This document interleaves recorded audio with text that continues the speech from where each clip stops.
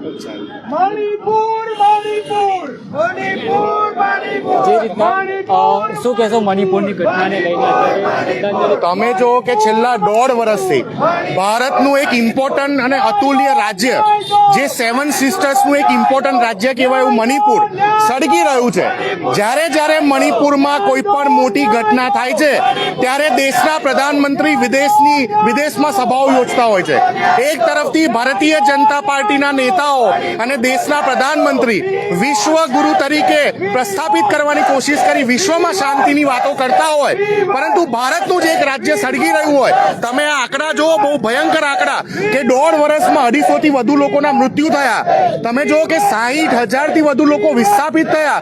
1500 થી વધુ લોકોની અત્યારે ઓળખાણ નથી થઈ રહી, એટલે મળી નથી રહ્યા. તમે જુઓ કે પોલીસ સ્ટેશન ત્યાં કેપ્ચર થાય. 6 લાખથી વધારે બુલેટ્સ પોલીસ સ્ટેશનમાં જઈને ત્યાંના જે વિદ્રોહી લોકો છે એ લોકો 6 લાખથી વધુ બુલેટ્સ ચોરી લેતા હોય. આટલું મોટું મેસાકર ત્યાં થતું હોય અને પ્રધાનમંત્રીજી પાસે સંસદમાં બોલવાના શબ્દો ના હોય, ગૃહમંત્રી અમિત શાહજી પાસે સંસદમાં બોલવાના શબ્દો ના હોય, ત્યારે આ ખૂબ જ શરમની વાત કહેવાય. અહીંયા આજે યુથ કોંગ્રેસના અમારા જે કાર્યકારી પ્રમુખ છે પવનભાઈ ગુપ્તા, એમને જે કાર્યક્રમ રાખ્યો છે કે મણિપુરના વિદ્યાર્થીઓની વચ્ચે રહીને અમે મણિપુરની વાત કરવા માટે અહીંયા આવ્યા છે. કારણ કે આખું જે અમારું ઇન્ડિયા ગઠબંધન છે એ આખું ઇન્ડિયાનું ગઠબંધન અમારું મણિપુરની સાથે છે અને હંમેશા રહેશે. રાહુલ ગાંધીજી જ્યારે સંસદમાં એક કલાક માટે મણિપુર માટે ભાષણ આપતા હોય ત્યારે એમની સ્પીચને કાપી નાખવામાં આવતું હોય છે.